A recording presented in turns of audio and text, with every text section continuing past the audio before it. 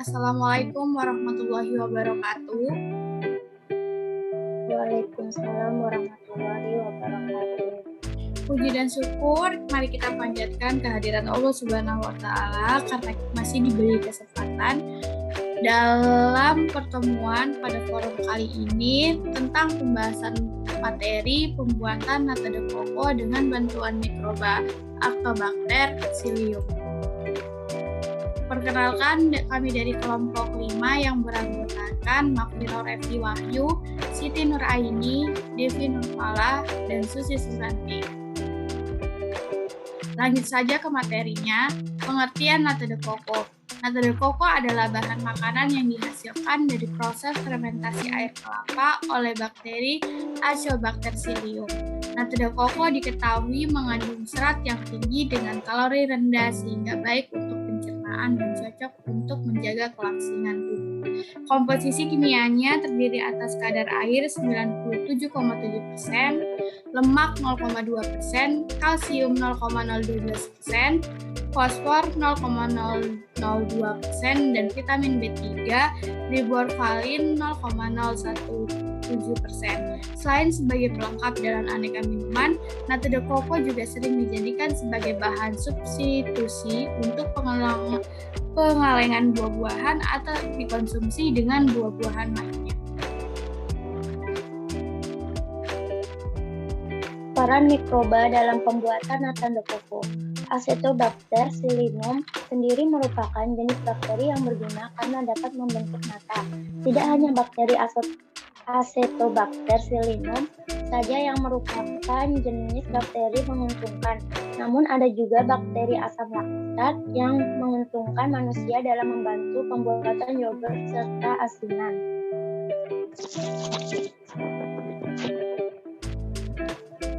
Proses pembuatan nata de coco pada proses industri. Proses produksi pembuatan nata de coco pada industri yaitu meliputi proses penyaringan, perebusan, penuangan ke dalam wadah fermentasi, fermentasi permanen, dan pencucian nampan.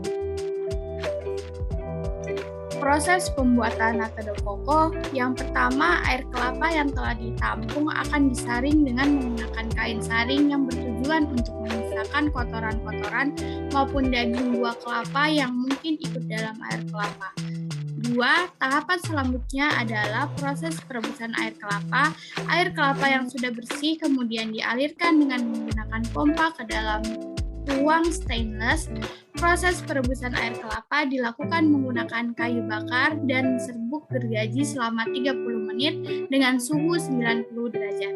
Selanjutnya, proses perebusan ini bertujuan untuk mematikan kontamin-kontaminan yang dapat merusak kualitas air kelapa dan mengoptimalkan proses pencampuran bahan-bahan campuran lainnya seperti gula, amonium sulfat, dan asam sulfura agar tercampur dengan sempurna.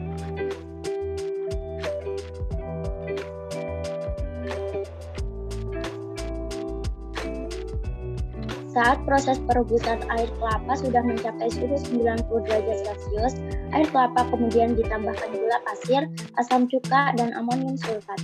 Gula pasir sebagai sumber karbon terbaik untuk menghasilkan nata dan amonium sulfat sebagai sumber nitrogen. Penambahan sumber C dan N dapat menghasilkan nata lebih optimal dan menambah nutrisi pertumbuhan Acetobacter psyllium dalam proses fermentasi. Setelah proses perebusan telah selesai, larutan air kelapa kemudian dialirkan menggunakan pompa ke dalam wadah tong untuk selanjutnya dituangkan ke wadah atau nampan fermentasi. Nampan yang telah tertutup disusun vertikal sebanyak 10 tumpukan, disimpan di rak penyimpanan dan didiamkan selama 1 malam sampai suhu larutan air kelapa tersebut turun. Tahap ini bertujuan untuk memberikan media bagi starter Acetobacter psyllium untuk tumbuh dan berkembang biak pada suhu yang sesuai.